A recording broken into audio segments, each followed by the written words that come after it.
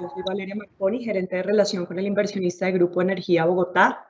Bienvenidos a la segunda conferencia de resultados del año 2021. Ya les pusimos unas instrucciones en el chat, se las repito brevemente. Les agradecemos registrarse con su nombre y compañía para poder identificarlos en la sesión de preguntas y respuestas. También les recuerdo que pueden formular sus preguntas a través del chat. Yo las estaré moderando en su momento. Esta conferencia va a ser realizada en español, sin embargo, también contamos con traducción simultánea a inglés y finalmente tengan en cuenta que esta conferencia está grabada. Siguiente. Una breve presentación de nuestros principales presentadores de hoy. Juan Ricardo Ortega, nuestro presidente, Jorge Tavares, nuestro vicepresidente financiero, y también, como siempre, contamos con la participación de la alta gerencia y líderes de los negocios que estarán muy atentos a responder sus inquietudes en la sesión de preguntas y respuestas. Ahora doy paso a Juan Ricardo para sus mensajes iniciales. Muy buenos días, Valeria, y a todo el equipo y a todos los asistentes a esta conferencia. Es un gusto estar con ustedes y pues rendir cuentas de lo que ha sido otro buen segundo trimestre en este año 2021. Brevemente yo les voy a dar unas de las referencias. Tuvimos unos buenos resultados en ingresos, logramos 1.330 billones de ingresos con un crecimiento del 15.1%. Las utilidades netas están cerquita a los 700.000 millones, en 691.836, que crecen un 15.6%, y lo que nos permite llegar a un EBITDA consolidado de 648.834 millones de pesos. Esto está un poquito, esa fue la cifra del 2020, que está un poco por encima de la de este año, que es 640.526 millones. Esto tiene una pequeña disminución de 1.3%, es un 99.5% del EBITDA, y esto pues lo hemos logrado morigerar. Todos teníamos unas expectativas duras para este año 2021, producto de la caída de los ingresos de Ballena Barrancas. El trabajo que se ha hecho en TGI ha sido muy importante en lograr nuevas fuentes de ingresos y reducir costos y gastos. Eso se presentó el día de ayer, y afortunadamente con el resto del grupo hemos logrado una campaña importante de reducción de gastos que esperamos llegue a unos 20 millones de dólares en el año para compensar esa pérdida de ingresos en TGI, por lo que los resultados van siendo favorables. Otras de las cosas que ayudan de forma importante en este EBITDA del segundo semestre es la entrega de dividendos por parte del grupo Enel, en el cual ya bajo la nueva norma que se acordó en la negociación estamos recibiendo un 90%, y además las utilidades de los dividendos que repartió Argo en este trimestre. Entonces el cierre del primer semestre del año nos deja unos ingresos totalizados de 2.5 billones, una utilidad que ya está en los 1.2 billones y un EBITDA consolidado ajustado de 2.53. Si miran, el EBITDA consolidado muestra un crecimiento para el primer semestre por las razones que ya les dije, que es un 4.7% frente al año anterior, y en esto pues el papel de las dividendos entregados por Engie y Codensa pues son centrales. Entonces aquí lo más importante indiscutiblemente para el año es poder haber aclarado esas perspectivas de crecimiento, el poder tener el acuerdo con Enel y las decisiones en las asambleas y en las juntas directivas que han permitido la creación de Enel Colombia, aprobada en julio 28, y que va a estar ya teniendo el trámite ante los tenedores de bonos en los próximos meses y finalmente ante las supersociedades. Nos genera una alta expectativa de que para terminar el año Enel Colombia va a estar configurado. Esto nos garantiza unas importantes perspectivas de crecimiento y es un tema central y estratégico para el grupo. Van a ser 5.5 billones adicionales de activos que se están acumulando en Enel Colombia, con una diversificación al dólar de aproximadamente un 25%, introduciendo hidroeléctricas en Guatemala, en Costa Rica, hidroeléctricas y generación solar en Panamá, todas empresas que están en la base del despacho, por lo que tenemos muy buenas perspectivas y esperamos un crecimiento del 25.1% de las utilidades recibidas por Enel y las filiales en Centroamérica de aquí al 2025. Lo interesante de esto es que la generación es primordialmente renovable y renovable no convencional, lo que nos permite avanzar en otro de los importantes logros de este primer semestre, que es la aprobación de la estrategia de sostenibilidad del grupo. En eso el grupo tiene el firme compromiso de tener esa solidaridad con los países y lograr las metas de descarbonización. Estamos en línea para poder acompañar y ser una de las fuentes importantes de apoyo, no solamente a través de la generación de energías renovables, sino con esta alianza con Enel de poder trabajar en lo que son ciudades inteligentes, la capacidad que se tiene de reducir la mala calidad del aire en las ciudades a través del uso de la energía eléctrica en el transporte público y en el transporte de distribución, es uno de los aspectos centrales de lo que es nuestra estrategia futura y en lo cual tenemos uno de los mejores socios para poder lograr ese objetivo. Entonces, adicional a esta estrategia de descarbonización, estamos trabajando fuertemente y ya se vio en la asamblea de este año en fortalecer el gobierno corporativo del grupo. Aquí vamos a seguir trabajando para garantizar la estabilidad en la junta directiva, la estabilidad en las reglas de juego y la rendición de cuentas que garantice un disciplinado uso del capital. Hemos hecho un programa muy importante de procesos y procedimientos al interior del grupo, particularmente en toda la parte de archivo, de la administración de todos los documentos y de todas las tomas de decisiones en todos los diferentes comités corporativos para garantizar un seguimiento y trazabilidad de cada una de las decisiones que pues garanticen la capacidad del grupo de no solamente tener los pesos y contrapesos que garanticen que las decisiones son idóneas, sino también la rendición de cuentas ante los entes de control y ante nuestros accionistas. Y eso creemos se fortalece con un esfuerzo muy importante en los aspectos de diversidad y género. El grupo ya tiene garantizado en su asamblea de este año el que nos vamos a plegar a la agenda del 30%, más de un 30% de las mujeres de las participantes de nuestras juntas directivas son mujeres, y el presidente o la vicepresidente serán una mujer, y seguiremos trabajando de forma muy comprometida en cerrar todas las brechas de género y la diversidad del grupo, vinculando comunidades minoritarias, personas en discapacidad, son aspectos centrales de la visión de lo que queremos al interior de la entidad en la cual estamos profundamente comprometidos. Adicional a esos aspectos de sostenibilidad en la parte de diversidad y en el gobierno corporativo y los retos ambientales, también vamos a ser muy agresivos en poder ser importantes actores en la construcción, sobre todo la restauración de ecosistemas, utilizando nuestra infraestructura lineal. Creemos que hay una importante oportunidad de interconectar espacios, parques naturales, zonas de reserva, para poder generar corredores biológicos y poder tener una agenda de frontera en el proceso de recuperación de ecosistemas, yendo más allá de simplemente plantar árboles, el entender la trascendencia de poder recuperar y generar estos mecanismos de sostenibilidad del medio ambiente con los cuales el grupo también está profundamente comprometido. Esta agenda de resolver problemas sigue, yo creo que con muy buenos resultados. Ya se firmaron todos los documentos en Guatemala y nuestro proyecto de Trexa va viento en popa. Tenemos 774 kilómetros de líneas de transmisión con los cuales hemos ya contado con buena parte de las licencias y ya tenemos la prórroga de la concesión con todos los documentos firmados y esperamos poder lograr las metas de este año. En Contugás, que en algún momento tuvimos problemas importantes, hemos logrado resolver los principales conflictos con algunos de nuestros proveedores y esperamos poder conciliar unos problemas legales que teníamos con los otros. La situación de caja y de ingresos y probablemente utilidad van a ser pues las mejores en la historia de esta empresa.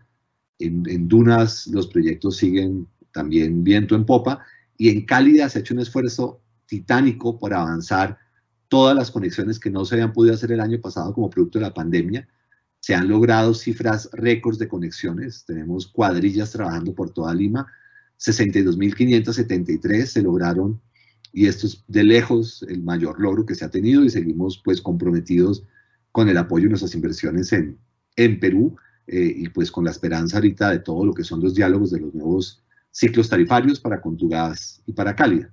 Y finalmente en Brasil estamos también con enormes expectativas de crecimiento y los resultados de Argos son muy favorables, lo que nos permite estar confiados que vamos a poder estar en las metas de este año y poder llevarles unos buenos resultados de aquí a diciembre. Ya entra Jorge a presentar en detalle las cifras financieras de este primer semestre y les agradecemos a ustedes su compañía y su capacidad pues, de hacernos las preguntas pertinentes para poder tener a todos los inversionistas informados sobre los buenos resultados del grupo en esta primera mitad del año. Adelante, Jorge. Gracias, Juan Ricardo. Buenos días también a todos y gracias por su interés. Pasaré entonces por el material que circulamos y publicamos para dejar al final espacio para preguntas y respuestas. Carolina, la siguiente. En esta síntesis, los dos mensajes principales son mensajes de recuperación y de continuo crecimiento. El semestre y sobre todo el comparativo de trimestre a trimestre, pues hay unas variaciones muy significativas porque, pues, sobre todo en Perú y en parte en Colombia, recuerden, el trimestre 2 del 2020 fue un trimestre de muy baja actividad.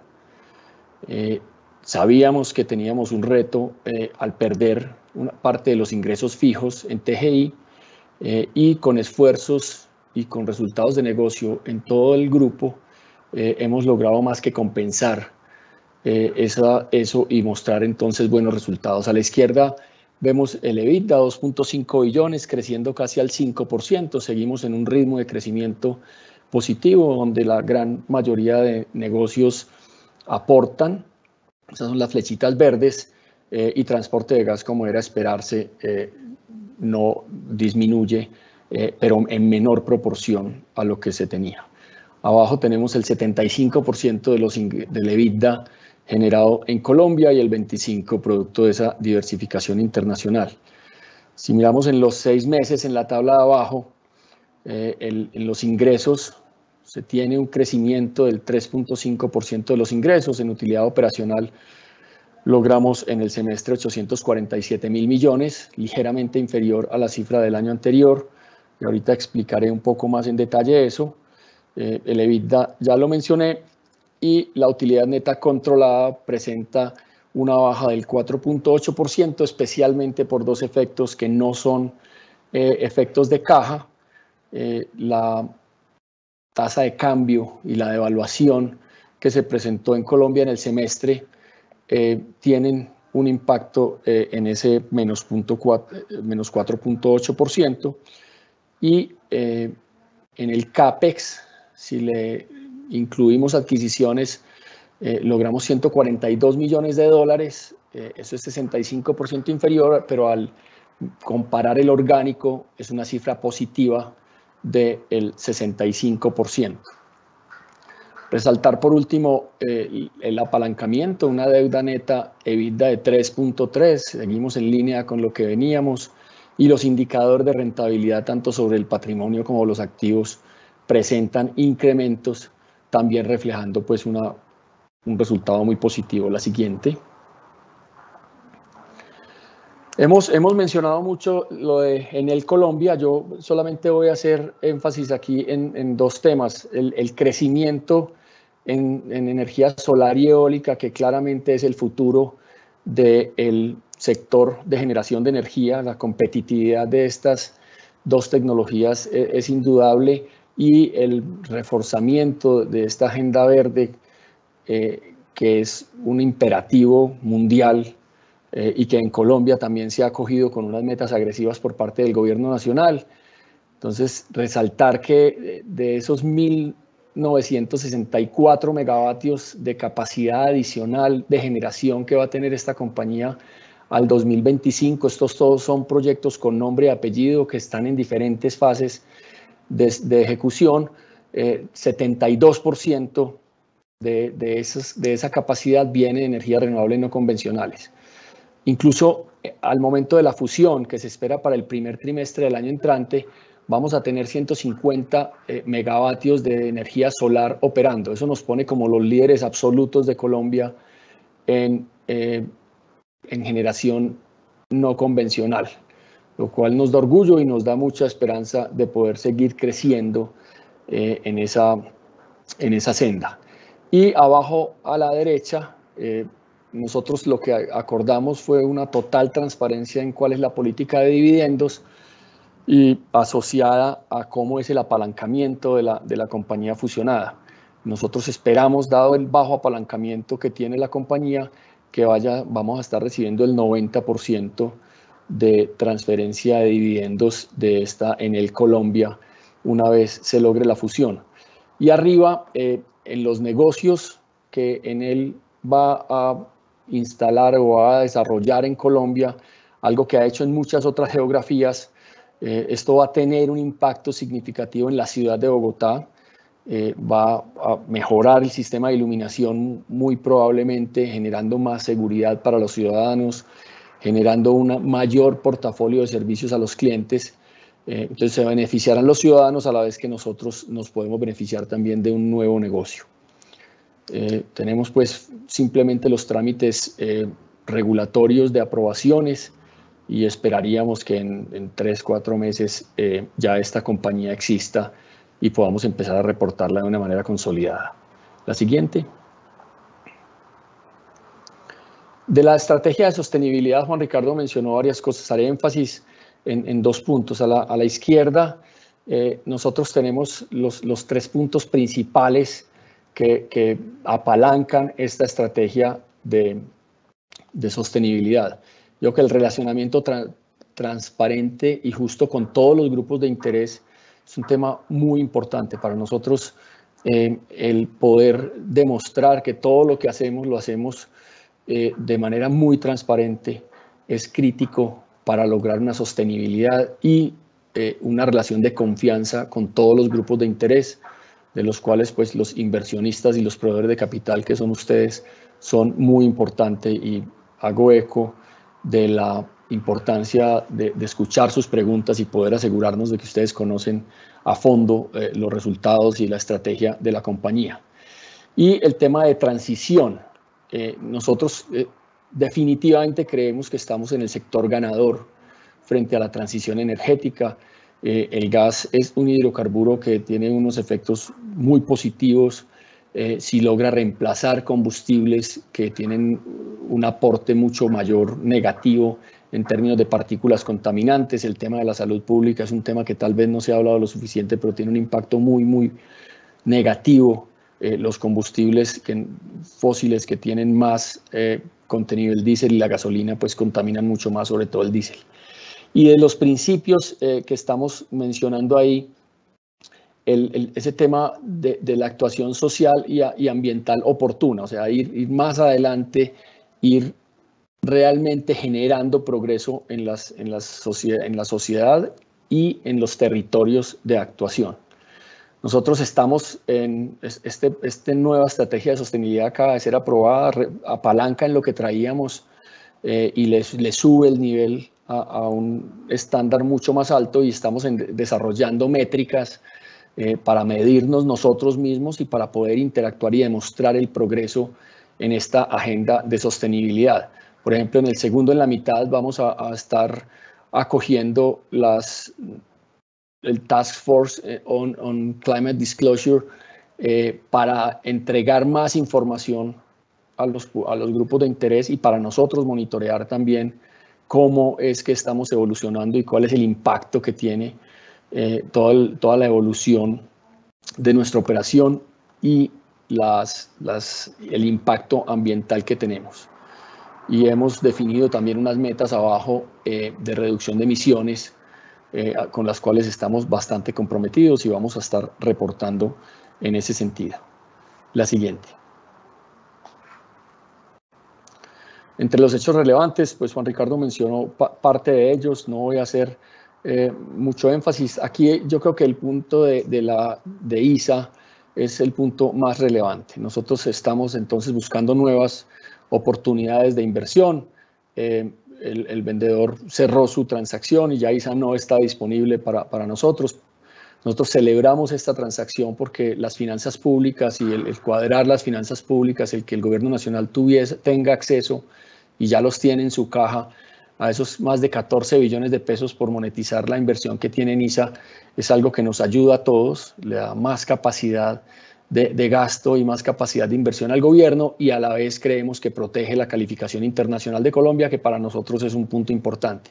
Entonces, que hayan podido lograr cerrar esa transacción, creemos que es importante, y nosotros pasamos la página y empezamos a seguir buscando otras posibles inversiones para apalancar esa estrategia de crecimiento de la compañía.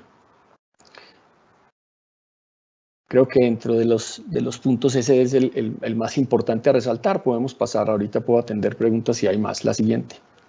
Entonces, los números, en lo operacional, en los 6 meses tuvimos un ligero decrecimiento del 1% en la utilidad operacional. En los ingresos, yo creo que es lo más importante, haber más que compensado esa pérdida de TGI de ingresos, que era una pérdida significativa. Estamos creciendo al 3.5%, alcanzando los 2.56 billones de pesos. Si pasamos abajo en la tabla de ingresos, en donde se muestra trimestre a trimestre, se ve el impresionante impacto en reactivación en Cálida, distribución de gas natural, con 232.000 millones de pesos más de ingresos, y muy superior incluso al primer trimestre del año pasado. Cálida ha tenido un muy buen año, no solamente por la reactivación en Perú, sino porque los clientes de generación han estado demandando más gas, y la compañía pues está en muy buena capacidad para poder ofrecer ese servicio. En TGI se ha logrado compensar parte de la pérdida de ingresos. Muestra en el trimestre 58.000 millones de pesos de reducción de ingresos, y por segundo trimestre ya vamos acumulando entonces lo que veíamos y lo que sabíamos pues que iba a pasar con la pérdida de ingresos fijos en TGI. A resaltar que TGI está incluso moviendo más volumen de gas de lo que movía antes, ligeramente superior el gas que ha movido el sistema frente a lo que se había movido en el primer semestre del año anterior. Es decir, demanda sí hay, lo que se perdió pues es los cargos fijos que recibíamos de los clientes. Entonces, ingresos en el trimestre comparado contra el trimestre del año 20, creciendo al 15.1%, con 174.000 millones de incremento. En costos mostramos un incremento, aunque este incremento debo decir que es un incremento que es en mucha parte es positivo. Hay más actividad en las compañías frente al segundo trimestre del año pasado, que fue el trimestre de congelamiento de las economías. Entonces, no todos esos incrementos en gastos son malos, y en mucha parte incrementan por debajo del incremento de los ingresos. Y en Cálida, por ejemplo, donde se presenta ese incremento importante de 179.000 millones de pesos, estamos conectando nuevos clientes que van a generar volúmenes, por ejemplo, de consumo por muchas décadas en el futuro. Vemos cómo se refleja el esfuerzo hecho por TGI. 25.000 millones de pesos de costos TGI logró sacar del sistema, y eso ayuda pues a compensar un poco.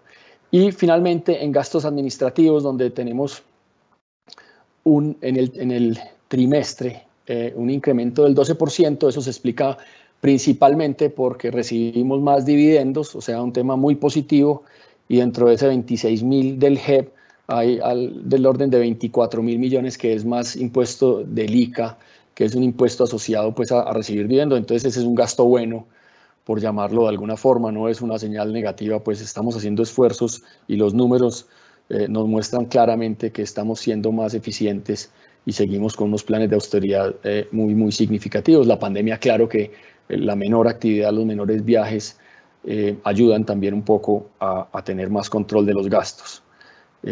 Llegamos pues en los 6 meses a esa utilidad neta de 847.000 millones de pesos, con ese crecimiento de 9.000 millones. La siguiente, por favor.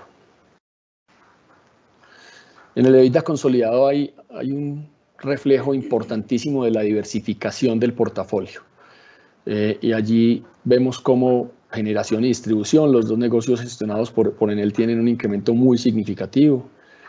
Esto es más reflejado en eficiencias y en optimización de la operación que en mayores ventas adicionales, lo cual es muy positivo. Y en distribución de gas también logramos un incremento importante en el EBITDA. En transporte de gas, la mayor parte de esos 84.000 es TGI, con una cifra del orden de 92.000, compensado un poco por Promigas, que presenta un incremento. Y en transmisión de energía es una cifra que es principalmente explicada por Promigas, perdón, por Repi CTM en Perú, pero más asociado a un no recurrente, a un ingreso no recurrente del año 20. Entonces ese es un 55 negativo que no tiene una implicación de largo plazo, sino más bien es un one-off. Y distinto a lo que reportábamos si vemos el cuadro de abajo, a lo que reportábamos en el primer trimestre, tenemos ya un EBITDA más balanceado entre controladas y no controladas, 49 versus 51%, las no controladas creciendo al 18,4%, muy saludable crecimiento, y las controladas pues afectadas por TGI, donde tiene un decrecimiento del 7%, sin embargo arrojando una cifra pues sólida de 1.2 billones de pesos. Podemos pasar a la siguiente. En la utilidad neta es donde presentamos una disminución de 4.8%. Las compañías asociadas incluidas en el método de participación patrimonial presentando un incremento muy importante del 17%. Esa es la cifra más importante de toda la tabla, y vemos cómo la salud de todas las compañías es bastante robusta. En Promigas, donde en los 6 meses hay un incremento del 46%, allí hay un efecto contable de la aplicación de la NIC 16 de ingresos, que es, digamos, no operacional necesariamente, pero tanto en Codensa como en Engesa sí hay unos crecimientos orgánicos de gestión importantes del 11 y del 14% en el EBITDA, lo cual nos va a ayudar bastante a esa cifra de dividendos a recibir durante el año siguiente. Y en gastos financieros, 318.000 millones de pesos, eso es 7% menos de los gastos financieros del mismo periodo del año anterior. Es una cifra también positiva. Hemos logrado pagar algo de deuda, se ha reindexado a unas tasas más bajas parte de la deuda, y eso se refleja en unos menores gastos financieros. En diferencia, en cambio, hay 3 impactos significativos en esos 110.000 millones de pesos. El principal es la diferencia, en cambio, en la deuda en dólares, donde tenemos una cifra cercana a 94.000 millones de pesos. Tenemos también menores ingresos en TGI del orden de 56.000 millones de pesos, que se compensan con una diferencia en cambio positiva por nuestra operación en Brasil. El semestre fue un semestre en donde ha habido reevaluación del real, y eso nos ayudó a compensar esas exposiciones de diferencia en cambio. Entonces el neto son 110.000 millones.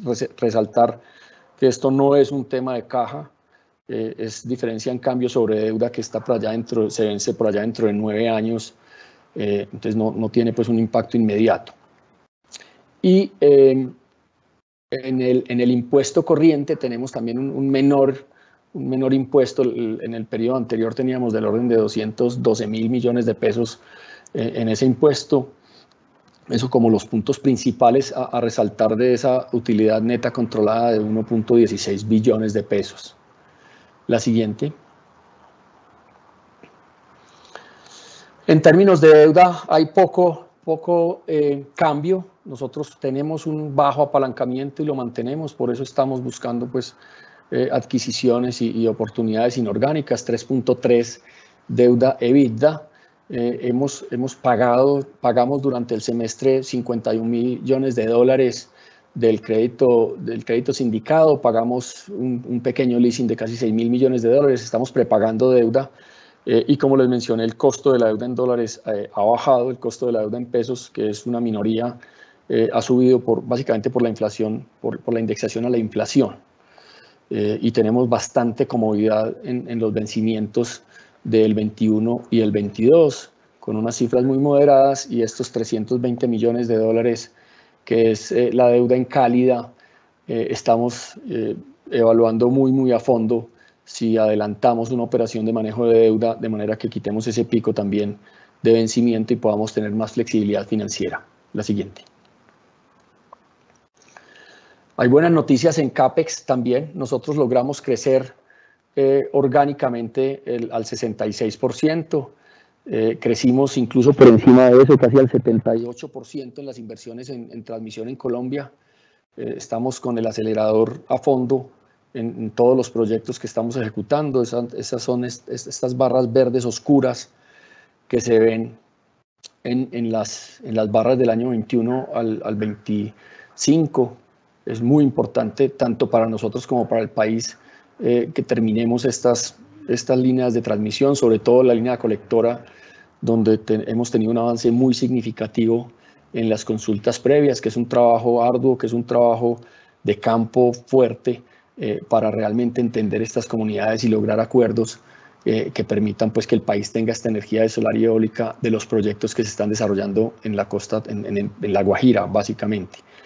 Y resaltar también que el tema de las inversiones de Cálida tenemos unas inversiones que básicamente al 23 ya tendríamos cubierta la población. O sea, tenemos unos importantes crecimientos en estos próximos 3 años y ya las necesidades de CAPEX de la compañía se disminuyen significativamente.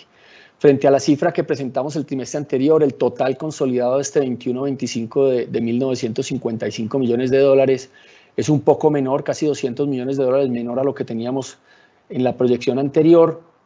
Esto dado que estamos o actualizamos el plan quinquenal de inversiones de Cálida y moderamos un poco más las inversiones. Lo que se está pretendiendo hacer en Cálida es llegar con cobertura a las personas más necesitadas, donde más impacto social y económico tiene la expansión del sistema de redes y la cobertura. Y esto lo que identificamos es que requería un poco menos del CAPEX que teníamos. Aquí mostramos la regasificadora en la última parte de cada una de las barras. Allí estamos, como mencionaron los que pudieron haber escuchado la conferencia de resultados de TGI, estamos pendientes de unas mejores condiciones de ecuación de riesgo, de qué riesgos debe asumir la compañía que decida hacer la regasificadora. Entonces, estamos muy a la expectativa de si eso se resuelve o no favorablemente, pues para tener un apetito de inversión, dado esa relación riesgo-rentabilidad. Y a la derecha vemos cómo los indicadores siguen mejorando de la rentabilidad, tanto de los activos como sobre el patrimonio. La siguiente.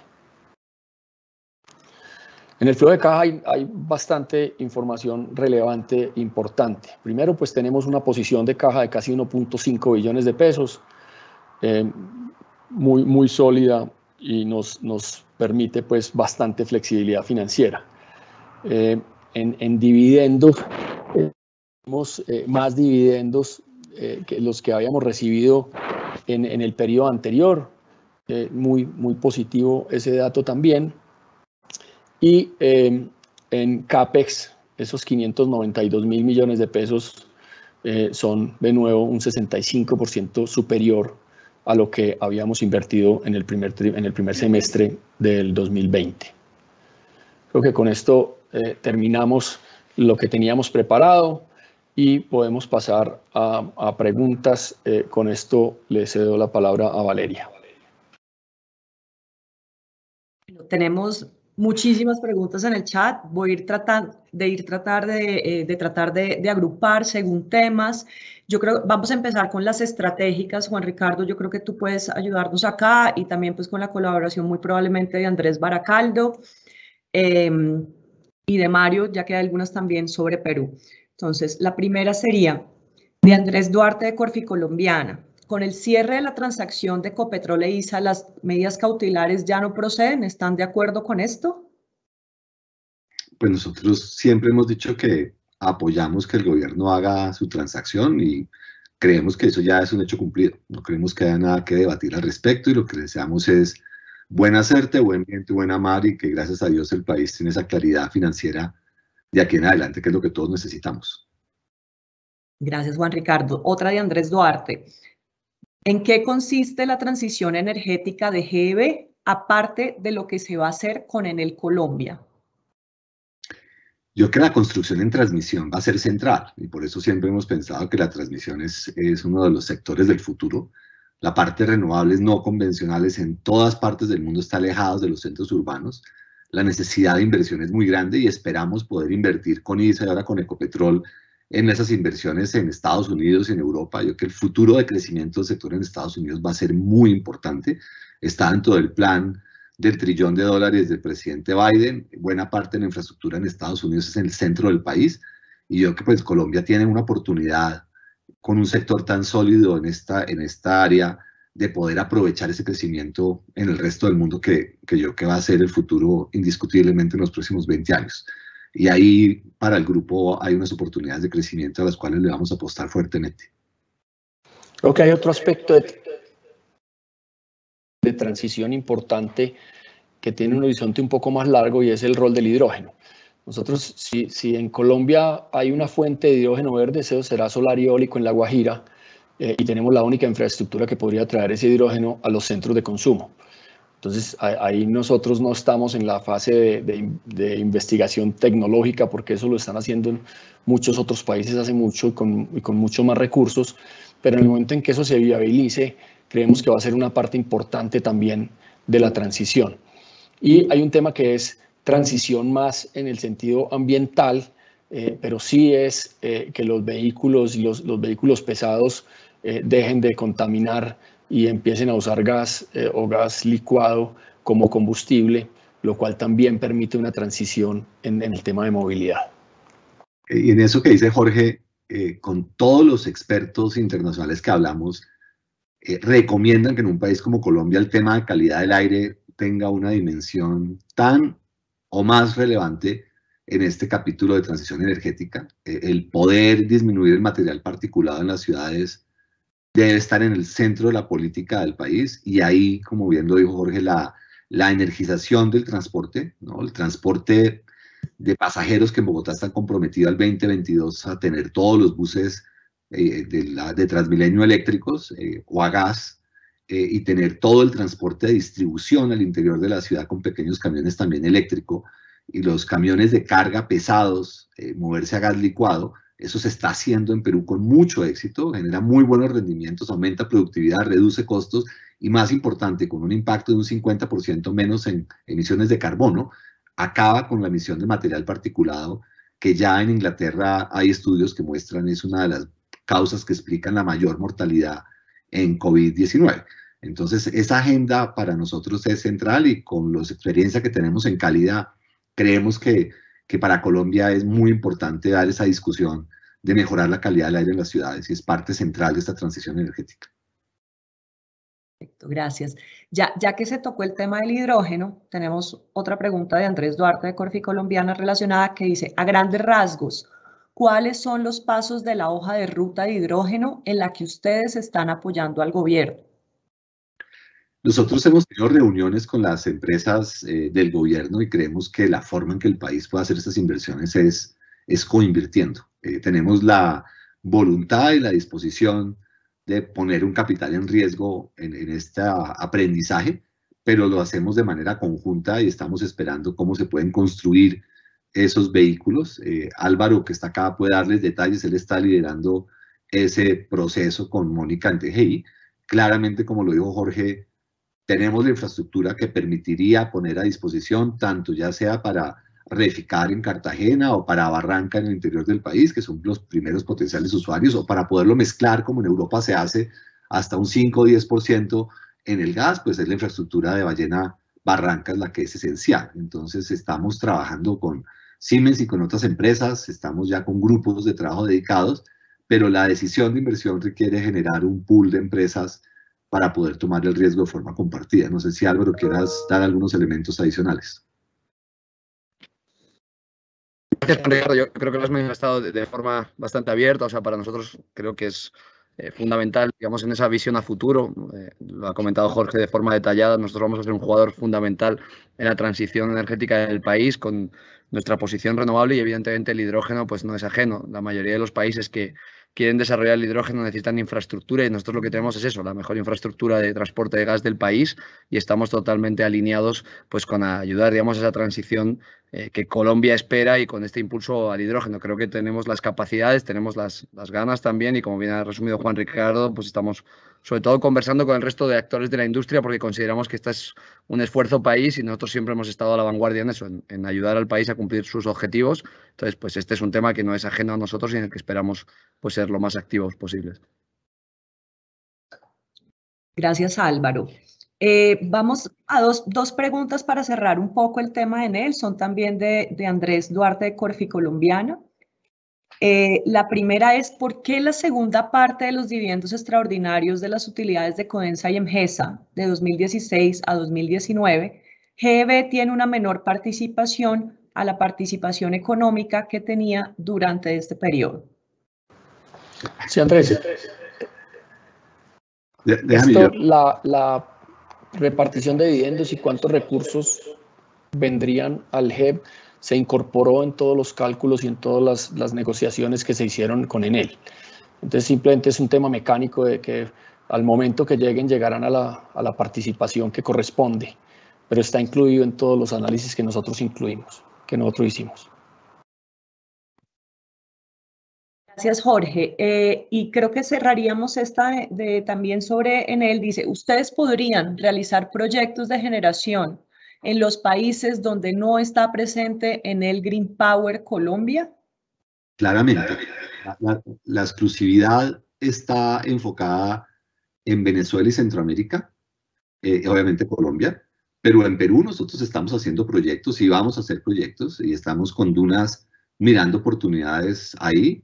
Y en otros países tenemos toda la capacidad de invertir en renovables no convencionales y parte de los aspectos importantes del acuerdo con Enel es la capacidad de formar gente con ellos, en el cual creemos que va a ser central para nosotros poder tener la capacidad de crecimiento en ese sector por nuestro propio lado en los países donde tenemos intereses estratégicos. Para ponerles un ejemplo, en Electrodunas, nosotros ya tenemos un parque solar en una de las instalaciones, no parque solar, instalaciones solares en techos en una de las instalaciones de Electrodunas. La Junta Directiva acabó de aprobar otro proyecto. Entonces, se tiene el know-how para desarrollar generación distribuida en Electrodunas y estamos persiguiendo esa agenda.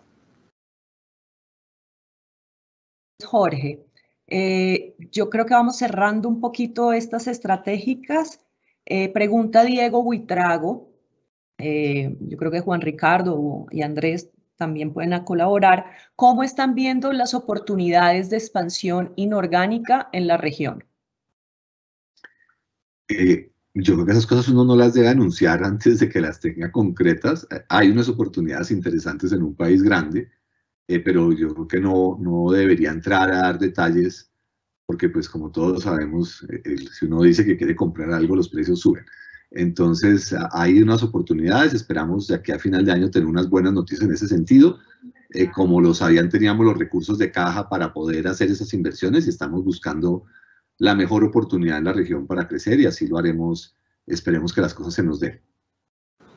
Tal vez para agregar, hemos comprobado que hay oportunidades. O sea, el sector afortunadamente es un sector que requiere inversiones. Los sistemas energéticos de los países requieren inversiones importantes en transmisión de energía y estamos muy cerca persiguiendo, digamos, las oportunidades que podamos hacer con responsabilidad y que nos puedan dar las rentabilidades que nosotros esperamos. Gracias, Jorge. De pronto, para tomar dos preguntas muy relacionadas de Andrés, de Data IFX. Pues primero pregunta, ¿qué compañías tienen el radar? Y segunda, relacionada a cuánto asciende el monto que la compañía podría destinar para el crecimiento inorgánico. No, el monto es generoso, obviamente depende del activo, pero pues recursos entre los 500 y 1.000 millones de dólares son factibles, pero no vamos a entrar en los detalles, creemos que no es Es prudente, pero como lo dijo Jorge, hay oportunidades, se están viendo 3 negocios interesantes, hay cosas que van por buen camino, pero pues hasta que no esté, pues uno no puede cantar, uno no ensilla la bestia antes de tenerla. Entonces esperemos a que les podamos dar los detalles, pero como se dijo desde principios de año, contamos con la disponibilidad de financiamiento y tenemos un nivel de endeudamiento bajo que perfectamente permite crecer en empresas que den pues obviamente la rentabilidad que esperamos y que tengan las calidades gerenciales, que es para nosotros lo más importante. Nosotros buscamos empresas donde el gobierno corporativo y la competencia de su capital humano agreguen al grupo y garanticen que vamos a tener la mejor gente en la región de empresas maduras, consolidadas, que tienen la capacidad de producir resultados de forma confiable. Eso es lo que buscamos y lo que hemos venido adquiriendo y sobre lo cual seguiremos trabajando. Y agregar tres puntos sobre eso, pues el 3.3 de deuda EBITDA tal vez es subóptimo. Nosotros tendríamos capacidad de subir hasta 4 veces deuda neta EBITDA y eso nos da esa capacidad de inversión que Juan Ricardo tiene. Estamos en una buena posición dado lo que se ha hecho en los últimos 3 años de tener equipos de gerencia que conocen los países y conocen el sector a profundidad y eso nos permite pues acceso a las transacciones que hay, pero además unas capacidades internas para evaluar las posibles adquisiciones, lo cual es bastante positivo. Y en tercer lugar tenemos socios también de talla mundial.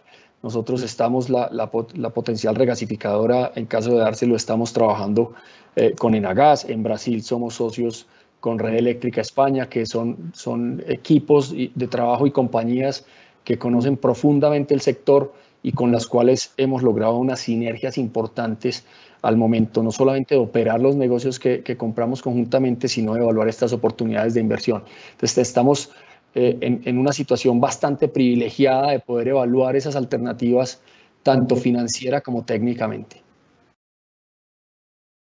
Gracias, Jorge. Surgieron otras 2 todavía relacionadas con Enel. Una de Jennifer Sandoval de Valor Analytic. Pregunta, tras la integración con Enel, ¿se presentarán a la tercera subasta de renovables? ¿Qué proyectos tiene pensados para ello? Sí, claramente Enel Colombia se va a presentar. Creemos que lo razonable es que Enel Colombia sea la que en su momento dé la información pertinente. Nosotros en esas juntas directivas claramente apoyamos ese crecimiento y parte de la fusión de estas empresas, Engesa, Codensa, las empresas en Centroamérica, es el crecimiento y la inversión en este sector. Y hay un plan y unos recursos importantes comprometidos de más de 2.2 billones para crecimiento en inversiones en este sector. Entonces estamos muy confiados en que tendremos una participación interesante y un compromiso muy grande de crecer para el bien del país y para el bien de las empresas. En la página de Enel, nosotros señalamos allí que durante la vía de diligencia y todas las conversaciones, ellos tienen, en adición a estos proyectos que van a estar en operación para el 2025, del orden de 2.400 megavatios de proyectos en estudio. Eso es un pipeline de proyectos muy robusto, muy significativo, y parte de eso podría incluirse fácilmente en las subastas por venir. 7 gigas es un poco la expectativa al 2027 y por lo menos 5 ciertos en los próximos 3-4 años. Entonces el crecimiento de los 3.4 hoy en día es literalmente doblar el tamaño de generación. Es una agenda que creemos es muy positiva y es parte muy importante de lo que se ha logrado en el acuerdo con Enel. Gracias. Y otra de Enel, ya más de gobierno corporativo, Enel, ¿cómo quedaría, no está identificada la persona, pero dice, ¿cómo quedaría la junta directiva de Enel Colombia? Número de miembros, ¿cuántos nominados por GB? ¿Cuántos Enel? ¿Cuántos independientes? El acuerdo marco inversionista yo creo que va a ser de verdad algo valioso y un referente y una muy buena forma de relacionarse empresas, particularmente cuando una de ellas es pública. Parte central de la negociación es que se mantiene exactamente la misma estructura de control. Van a ser 7 miembros de junta, 4 que responden a Enel, 3 que responden al Grupo Energía Bogotá, pero de esos 4, 1 es independiente con unas reglas muy claras para cada una de las 2 empresas. Luego, nosotros vamos a nominar 2 personas Ellos van a nominar 3, esos son 5, y va a haber 2 independientes que son determinantes para todas las decisiones estratégicas. Esos 2 independientes tienen unas reglas muy claras de independencia, de no tener ninguna vinculación con ninguno de los dos y de ser personas de muy alto nivel y muy idóneas. Estamos en ese proceso. Cuando se configure la nueva empresa a finales de año, ustedes van a ver que la junta directiva de ENEL va a ser una junta de lujo, y los independientes una garantía de esa visión que tenemos las dos empresas de largo plazo, de transparencia, de buen gobierno corporativo y de una enorme confiabilidad para todos ustedes de cómo se gestiona este capital. Entonces, ese es el gobierno corporativo que creemos se fortalece para bien de todo el mundo. Es un gana-gana claro con las reglas del acuerdo marco inversionista que se introdujeron. Gracias, Juan Ricardo.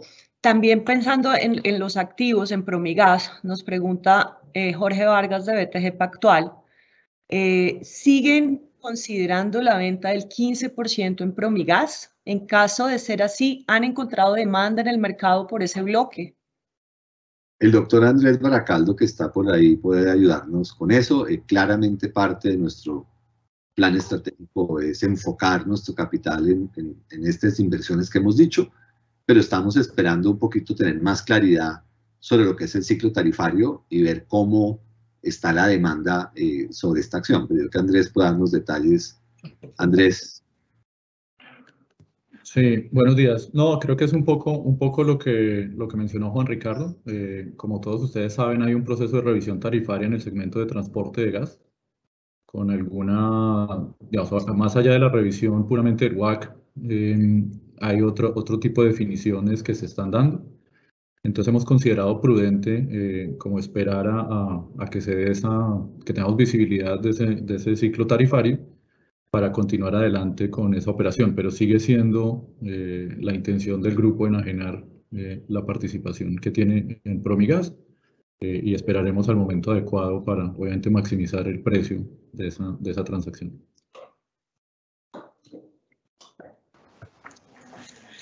Como mostrábamos en los resultados, la compañía tiene un muy buen desempeño. Entonces, pues no hay un afán particular de ejecutar una transacción, sino ejecutarla en el mejor momento posible, y de manera que se maximice pues el precio que logremos. Gracias. Hay otra pregunta de Andrés Duarte, también general corporativa, sobre la posible democratización. Para la continuación de la democratización de GB durante 2022, ¿debe surtirse algún proceso de aprobación adicional o lo podría hacer directamente el distrito discrecionalmente? A ver, esa es una decisión que corresponde obviamente al distrito. Yo no voy a prejuzgar cuál es su estrategia con respecto a su activo.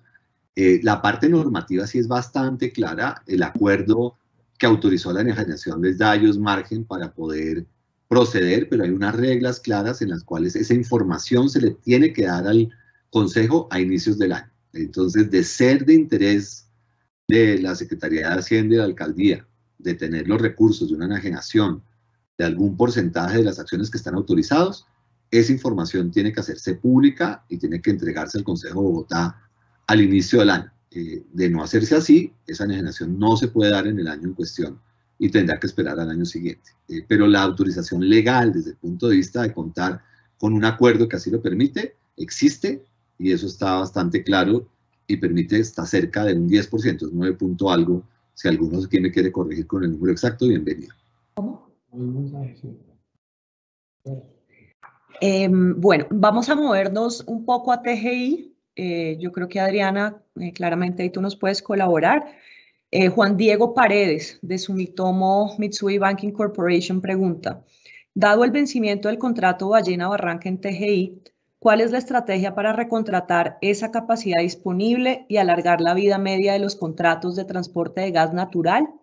Actualmente está contratado el 68% de la capacidad y la vida de los contratos, la vida media de los contratos es de 5.1 años. Buenos días para todos. Bueno, respecto a este tramo, hay dos cosas importantes para mencionar. Uno, como lo preguntan, nosotros como TGI hemos venido trabajando de cerca con los productores para obviamente buscar esa posibilidad con las nuevas fuentes que se desarrollan en la zona, los campos offshore, y de esa manera alimentar el tramo. Por otro lado, como lo mencionamos en la revisión de resultados de TGI, dentro de la resolución 160 se abre la posibilidad de hacer estampillamiento por tramos y pues obviamente esta sería una de las potenciales beneficios que buscaríamos implementar. Gracias, Adriana. Ok, hay otro punto importante, como formulaste la pregunta, Juan Diego. O sea, el cliente sigue transportando el gas por la tubería y no hay un cambio en cómo veníamos prestándole el servicio. El tema es que no dejó de pagar el cargo fijo que se había acordado pues allá hace más de 10 años, pero el negocio y la necesidad de la infraestructura por parte del cliente sigue. De hecho, como mencionaba yo, se ha transportado más gas en el primer semestre, comparando el segundo trimestre del 2020 con el segundo trimestre del 2021, se transportaron 5 millones de pies cúbicos más de gas por la tubería, por el sistema. Gracias, Jorge. Tenemos otras, digamos, más regulatorias. Dice, ¿cuál es el impacto esperado del cambio en la valoración de activos viejos en transmisión de eléctrica y transporte de gas en Colombia? Y ahí mencionar que en el caso de transmisión eléctrica no se esperan cambios en el momento o no se han escuchado ningunos cambios que vengan en el inmediato. En el caso de gas, tenemos ahí dos situaciones. Para TGI, tenemos aproximadamente el 25% de los activos que ya cumplieron su vida útil normativa en el 2019 y estamos esperando la resolución. Y en ese sentido, lo que se proyecta y espera es que se haga con la metodología que está vigente hasta la fecha y por tanto generaría un beneficio importante en ingresos para la compañía en los próximos años, de tal manera que compensa en algo todo el impacto del WACC, que también pues esperamos un cambio. Ahora, la segunda parte se relaciona con potenciales cambios sobre la vida útil normativa que cumplan los activos a futuro, y eso estaría potencialmente dentro de la resolución 160. Al respecto, todavía, pues obviamente la resolución no está en firme, se han tenido muchas discusiones con el gobierno. Como transportadores estamos unidos en esa discusión y pues esperamos, con base en esas discusiones, que salga esa resolución de una manera positiva y no tener un impacto significativo para este sector. Gracias, Adriana. Yo creo que ya nos podemos mover a Perú, que también tenemos varias preguntas importantes sobre este país.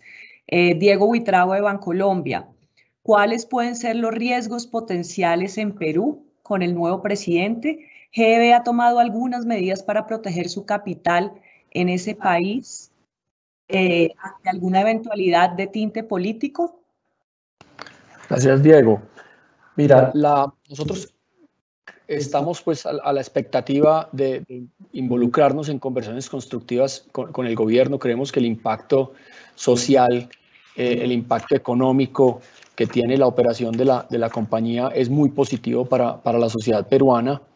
Nosotros traemos progreso, traemos empleo, traemos inversión y en ese marco de referencia planteamos las conversaciones. Hemos tenido reuniones con el Ministerio de Energía y Minas y estamos en la mejor actitud constructiva de establecer esa comunicación con el gobierno nuevo. Yo creo que más allá de eso es entrar en especulaciones, es un ambiente bastante volátil, claramente hay una tensión política en el país de la relación entre el Ejecutivo y el Legislativo y de la misma sociedad, pues al haber sido una elección que se ganó por 0.3% de diferencia. Entonces estamos muy atentos a tratar de continuar aportando al país desde nuestras operaciones. Y si me permites, Jorge, yo voy a estar viajando dentro de las 3 próximas semanas. Estamos pidiendo una agenda de reuniones con actores relevantes. Tenemos acceso a algunas personas de la coalición de gobierno. Nosotros somos una empresa pública de la ciudad de Bogotá.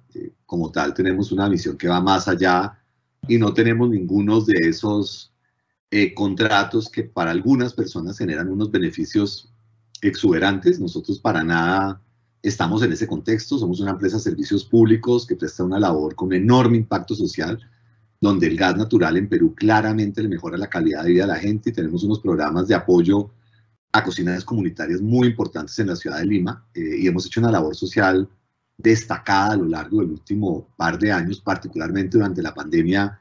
Nuestros ingenieros construyeron las fábricas de oxígeno en ciertos lugares estratégicos cuando hay un enorme riesgo de altas tasas de mortalidad. La gente valora lo que es la calidad del servicio y el trato que le damos a la gente, y vamos a seguir enfocados en eso. Nosotros somos una empresa que se preocupa por servir, y como tal creemos que somos para cualquier gobierno un activo importante desde el punto de vista de que le mejoramos la vida a la gente, y eso es lo que nos vamos a enfocar, y creemos que es ahí donde nosotros tenemos una ventaja comparativa. Gracias, Juan Ricardo. Tenemos de Jorge Vargas, de BTG Pactual, varias de Perú. Entonces dice, la primera relacionada con Perú: ¿qué riesgos regulatorios se están viendo en el sector de distribución de gas y transmisión de energía con la nueva administración del presidente Castillo? Yo no visualizo ningún riesgo. Los INERMIN es un ente técnico independiente, tiene cuadros de personas formadas en esta actividad. Tenemos que esperar a ver a qué persona nominan. Es una decisión del primer ministro, será parte de los temas que tocaremos cuando estemos allá en la visita. Estamos confiados en que va a haber personas idóneas que van a manejar esas decisiones de aquí en adelante, y vamos a estar trabajando de la mano con ellos. Tenemos los ciclos tarifarios, tanto de Contugás como de Cálida, en discusión. Vienen volúmenes de inversión, como mostró Jorge, muy importantes, que serán determinantes de lo que es el crecimiento. Somos la empresa que invierte en el sector energético más en el Perú, $100 millones al año. Eso es de importancia para ellos, y obviamente nosotros tenemos ese compromiso bajo una estabilidad en las reglas del juego que estamos seguros así se van a dar. Y también viene el ciclo tarifario de REP y Transmantaro, las empresas de ISA, de las cuales somos socios. Entonces vamos a estar discutiendo toda la inversión colombiana en un momento importante para el Perú e importante para nosotros, porque son los nuevos ciclos tarifarios que van a determinar la evolución de nuestras inversiones en este país. Entonces creemos que tenemos una cosa importante que ofrecer, que es un volumen muy importante de empleos en un momento relevante, y el desarrollo de una infraestructura que en el caso del Perú sigue siendo central, porque no tienen el nivel de cobertura que tiene Colombia. Gracias, Juan Ricardo. Otra de Cálida es también de Jorge Vargas, de BTG Pactual. ¿Qué planes de expansión están viendo afuera de Lima, teniendo en cuenta que la tasa de penetración ya está en el 94%? ¿Están interesados en entrar a otras zonas del país? La concesión que tiene Cálida es una concesión del área de Lima, y ese es nuestro marco de actuación en este momento. En Perú lleva, como sabrás, Jorge, varios años discutiéndose el plan 7 regiones, y en ese sentido hemos hablado con el gobierno para ver si podemos dar soporte técnico a este plan, que es probable que logren destrabarlo los del nuevo gobierno. Entonces es ofrecer nuestras capacidades técnicas para ayudarlos a ellos, pero el área de concesión no incluye sino el área de Lima. Como dice Jorge, políticamente en Perú el 7 regiones va a ser central, pero cuando uno mira la demanda es muy limitada, es una extensión amplia, con retos importantes desde arqueológicos y sociales. Nosotros estamos en disposición y capacidad de construir y de prestar servicios de interventoría y estudios. No cierran los números en una estructura de concesión. Entonces ahí se requiere, y es parte de las conversaciones con el gobierno peruano, de la voluntad política. Ellos tienen unos recursos muy importantes. El presupuesto del Perú es superavitario rápidamente por los buenos resultados de los precios de minería.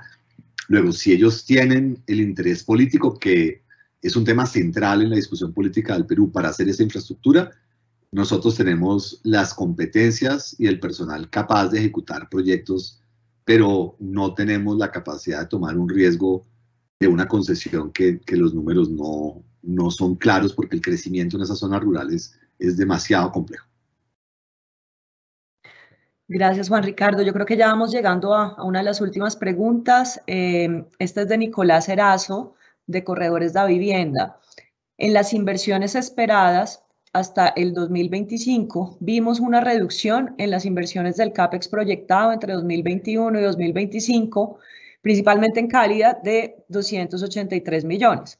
Por otro lado, vemos un aumento de 50 millones para TGI en el mismo periodo. ¿Podrían comentarnos a qué se deben estos cambios? Yo puedo darte primero una versión rápida del de Cálida. Como digo, estamos en el proceso de una conversación y de un diálogo constructivo de nuevo ciclo tarifario.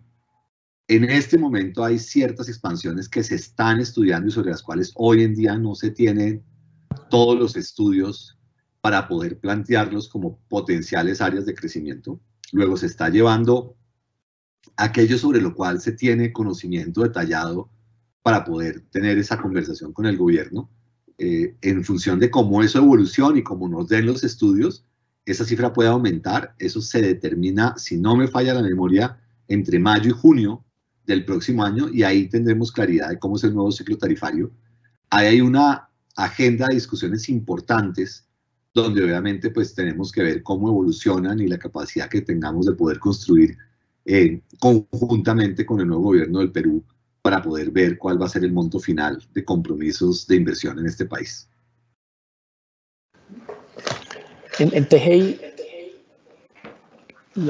seguimos buscando oportunidades de negocio, clientes particulares, y el ajuste que identificas es un ajuste relativamente menor de tratar de optimizar negocios y seguir creciendo la compañía. No sé si Adriana tiene algo más para aportar ahí.